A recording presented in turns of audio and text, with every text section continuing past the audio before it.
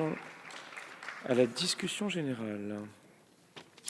En commençant par l'intervention de Madame Sabine Rubin pour la France Insoumise, et pour une durée de 5 minutes. Madame Rubin, vous avez la parole.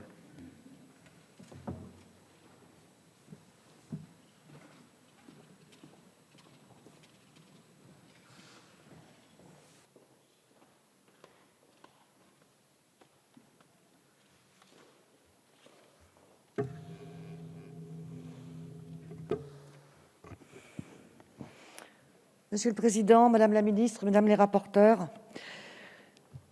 chers collègues, prolongement du Ségur, la présente proposition de loi porte en son titre même une ambition forte, simplifier notre système de santé.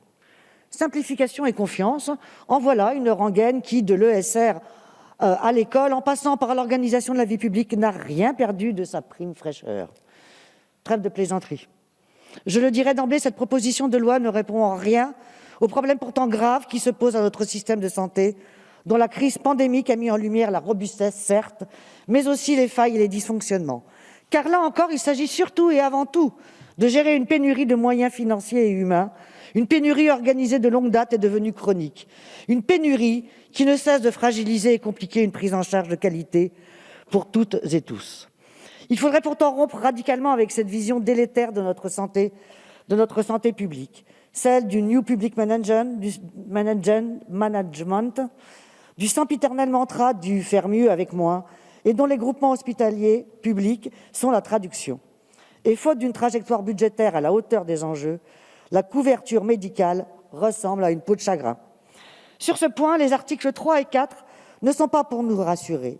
Il s'agit de la simplification de la procédure de recrutement des praticiens hospitaliers qui, pour répondre à des besoins pressants de certains territoires, risque à terme de faciliter la casse du statut national. Ainsi, il en sera fini d'un recrutement par voie de concours national qui, ouvrant droit au statut de praticien hospitalier, conforte leur indépendance et facilite les possibilités de mutation et d'évolution de carrière. En confiant le recrutement du personnel au directeur, au détriment du Centre national de gestion, on ouvre la porte ouverte à la précarisation de toute la profession. Alors certes, il y a des éléments positifs ici ou là.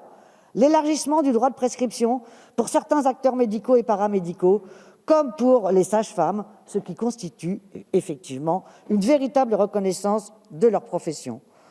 Ou encore la reconnaissance du rôle joué par les unités fonctionnelles au sein des hôpitaux. C'est une avancée. Mais cette dernière n'aurait de sens qu'accompagnée d'une véritable démocratisation du mode de désignation de ces chefs de service, c'est-à-dire une élection par leur pairs et non plus une nomination par le seul directeur, laquelle les place de facto à la discrétion de ce dernier.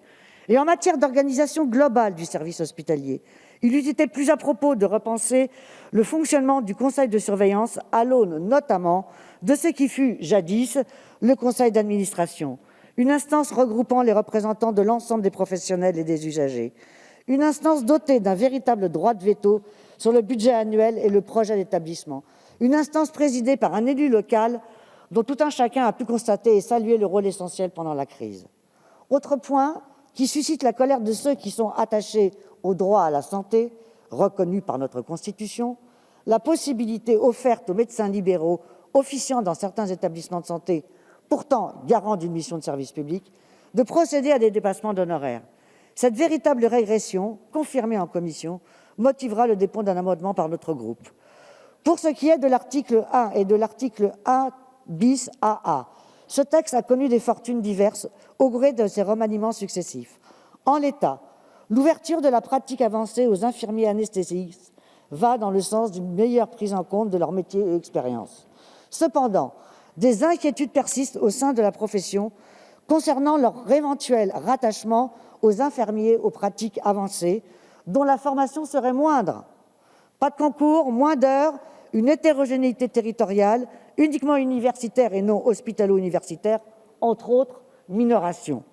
Par ailleurs, si la proposition d'une mise en place de rapports d'information relatifs à la création des auxiliaires médicaux semble une mesure de sagesse, nous restons vigilants quant au risque de créer une médecine à deux vitesses, rétablissant en quelque sorte nos officiers de santé du XIXe siècle. Enfin, il est un aspect du texte qui me tient particulièrement à cœur. C'est celui qui touche à la santé scolaire et plus précisément la situation des infirmières et des infirmiers scolaires. Le texte introduit la notion de coordination au sein de futurs ensembles médicaux regroupant infirmiers, médecins scolaires et assistants sociaux. Outre la mise en place d'un service médico-centré et les inquiétudes exprimées par les infirmiers scolaires d'une possible subordination hiérarchique au sein de ces futurs ensembles, on peut craindre qu'il ne s'agisse, là encore, que d'une gestion de la pénurie. Craindre donc que les infirmiers scolaires n'accomplissent finalement les tâches des médecins scolaires. Pour toutes ces raisons, moi-même et mon groupe de la France Insoumise voterons contre le présent texte. Je vous remercie. Je vous remercie.